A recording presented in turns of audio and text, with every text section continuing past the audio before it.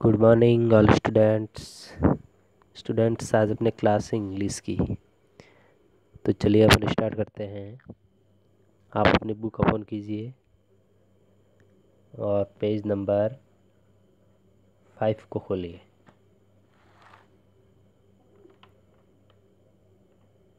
हाँ, तो अपने चैप्टर हैं फर्स्ट। जैसा कि आपको पता ही है कि फर्स्ट वीडियो में अपने चैप्टर के बारे में कठिन शब्दार्थ यानी वर्ड गैलरी के बारे में बात की थी। तो आज अपन उसको हिंदी में ट्रांसलेट करेंगे और उसको समझेंगे कि इस चैप्टर में क्या है। ओके, तो चलिए अपन शुरू करते हैं। Robin sang sweetly when the days were bright. Thanks for summer, he sang with all his might. इसमें कवि कहता है रॉबिन, अपने देखिए चैप्टर नंबर फर्स्ट का नाम है रॉबिन। रॉबिन किसका नाम है? यानी ये जो बर्ड्स दिख रही है ना आपको स्क्रीन की ओर देखिए, बर्ड्स, इसका नाम है रॉबिन। कवि कहता है कि रॉबिन ने मीठा मधुर गाया। मीठा बोलना बोले या मधुर बोले एक ही है। रॉबिन ने मीठा गाया when the days were bright, जब दिन क्या था? चमकीला, यानी चमकीला या उज्जवल भी बोल सकते हैं। दिन कैसा था? चमकीला। थैंक्स फॉर समर, गर्मियों के लिए धन्यवाद। कवि कहता है कि दिन उजाला है, इतनी गर्मी पड़ रही है, फिर भी वह कवि धन्यवाद देता है गर्मी को। Okay, he sang with all his might, उसने अपनी सारी शक्ति के साथ गाया। किसने गाया? रॉबिन ने। यानी रॉबिन कौन है? बर्ड्स। ओके, हाँ। फिर नेक्स्ट आता है Robin sang sweetly in the autumn days, there are fruits for everyone, let us all give praise. अब गर्मी के दिनों में तो रॉबिन ने गाया। अब आता है शरद ऋतु, रॉबिन sang स्वीटली। फिर शरद ऋतु में भी रॉबिन गाता है। शरद ऋतु के दिनों में कब गाता है? शरद दिनों के ऋतु में। There are fruits for everyone, सभी के लिए फल हैं। कवि कहता है कि खाने के लिए सभी के लिए फल हैं।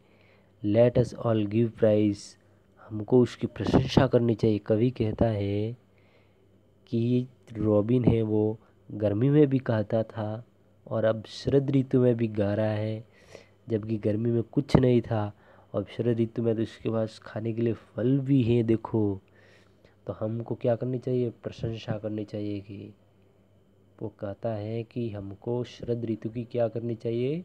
प्रशंसा। हाँ, नेक्स्ट देखिए। In the cold and wintry weather still hear his song, somebody must sing, said Robin, or the winter will seem long. ठंड और सर्दियों के मौसम में, in the cold and wintry weather, ठंड और सर्दियों के मौसम में कवि कहता है कि ठंड और सर्दी का मौसम होता है। स्टिल हेयर हिज सॉन्ग, में उसका गाना सुनता हूँ। कवि किसके बारे में वर्णन कर रहा है? इस चिड़िया के बारे में, यानी इस बर्ड्स के बारे में, कि मैं आज भी उसका गाना सुनता हूँ। फिर आगे कहता है somebody must sing, said robin. वह कहता है अभी, पहले कहता है कि अभी भी गाना सुन रहा हूँ, किसी को गाना चाहिए।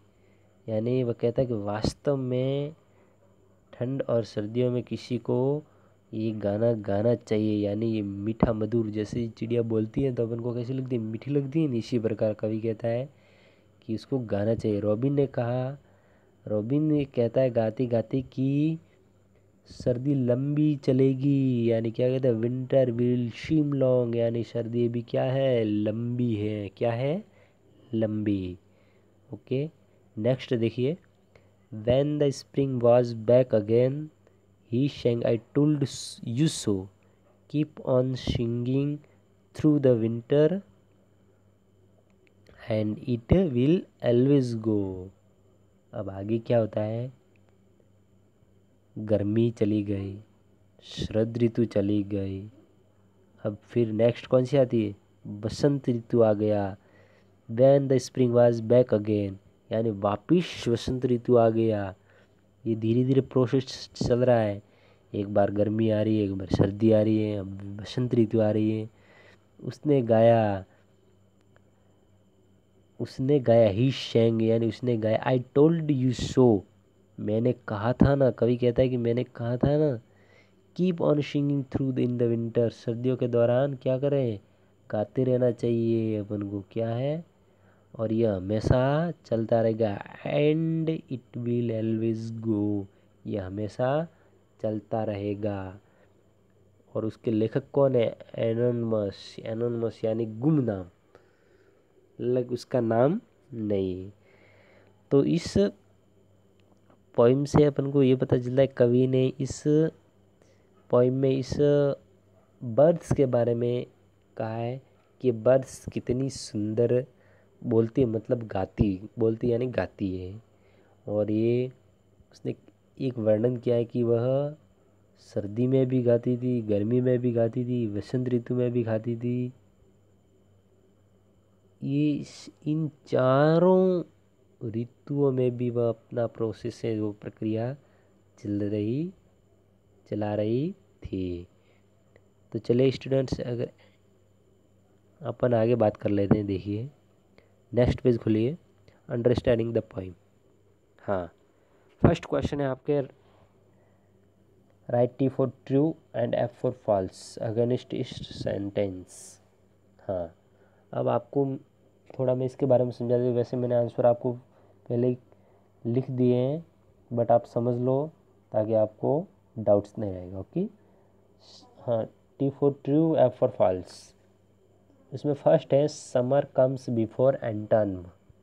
क्या है, एटम, एटम क्या है, एटम।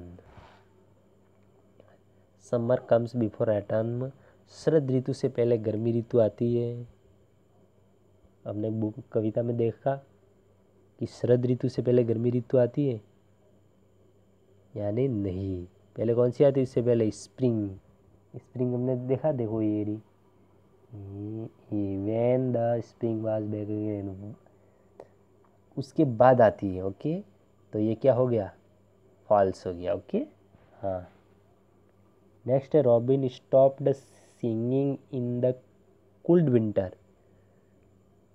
ठंड के मौसम में रॉबिन ने अपना गाना गाना बंद किया था क्या, नहीं।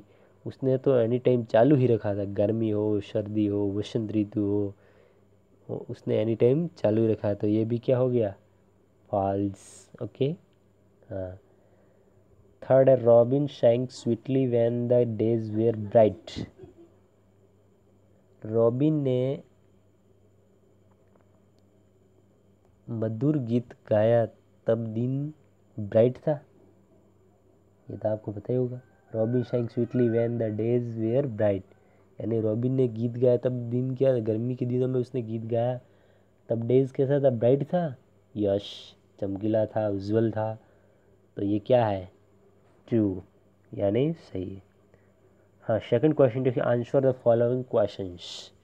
क्या है, अब आपको क्वेश्चन है उसको आंसर देना है। Right the names of 4 season mentioned in the poem.